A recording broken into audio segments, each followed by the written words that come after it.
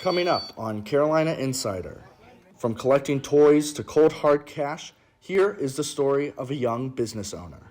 Up next, take a look at Vice President Kamala Harris's visit to Benedict College. But first, the Murdaugh jury takes a field trip to the scene of the crime. Carolina Insider starts now.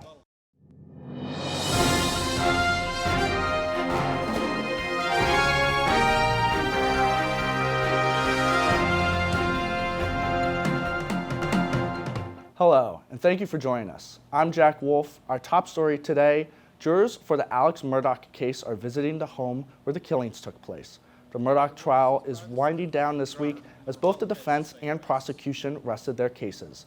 The jurors will travel 40 minutes to the Moseville estate where Murdaugh's wife and son were gunned down. The judge allowed the visit at the request of the defense, which says it will help the jury visualize the crime scene.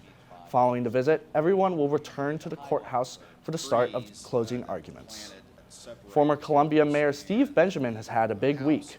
Benjamin was chosen as President Biden's senior advisor and director of the Office of Public Engagement. He'll work on public outreach and communications with the White House.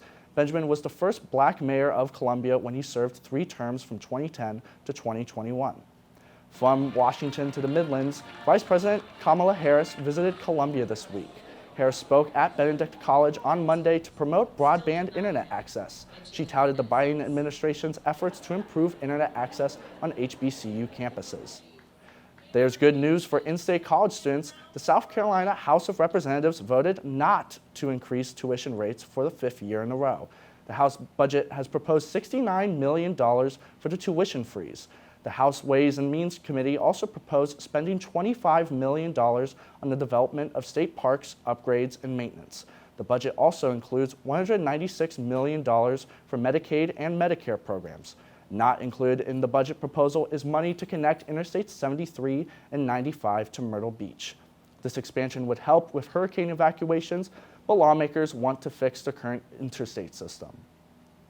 With inflation on the rise, many Americans are walking on eggshells when it comes to budgeting for gas, groceries, and one item in particular. And here with more on that is Adaija Darby. Adaija?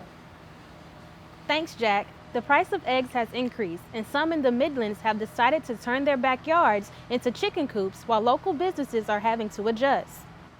Due to the chicken shortage caused by the bird flu outbreak, many are turning to raising their own chickens in order to offset costs. One Sumter grocery store has had to increase prices over the last few months due to the high demand and low supply of eggs.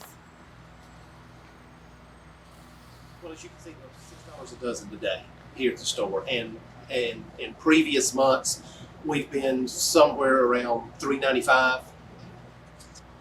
Though the farm store's owner is affected by the shortage, Mike Dillinger has spent his time filling orders for other local businesses in need. Back to you in the studio, Jack. Thank you, Adaija. Coming up this weekend, the anniversary of the opening of LT Toys and Stuff. Carolina Insider's Alex Ross has more on a young entrepreneur turning over toys for a profit. As customers come in, Jason Taylor talks to them. But when they have a question, Jason does something they don't expect. I go get Lawson, and I'm like, well, he's the owner. I'm not, I tell everybody I'm just kind of his lackey. The only reason he really needs me here is to drive him here, and my name's on the bills because he's not old enough. To own a business, you must be 18, but Lawson is only 14 years old. His real passion was collecting and selling vintage toys. We were at the flea market one day and saw a collection of Ninja Turtles, like the vintage ones. Lawson bought these and later sold them, which gave him an idea that he turned into a job and then a store.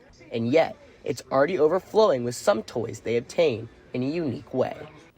We used to go out and hunt a ton, we'd go to different flea markets and thrift stores and antique shops.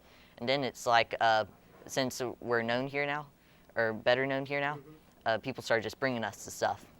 These include Star Wars, Marvel, DC, He-Man, G.I. Joe, Transformers, anime, wrestlers, Ninja Turtles, and more.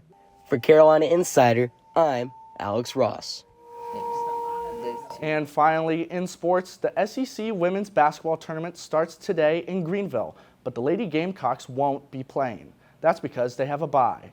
They'll play the winner of the Arkansas and Missouri game on Friday. Tip-off is at noon. They go into the tournament as the #1 seed following an undefeated regular season. And congrats to Aaliyah Boston, who took home SEC Player of the Year honors this week. That's it for this edition of Carolina Insider, a student production here in the Kennedy Greenhouse studio in the School of Journalism and Mass Communications. Thank you for joining us. We'll see you back here Friday.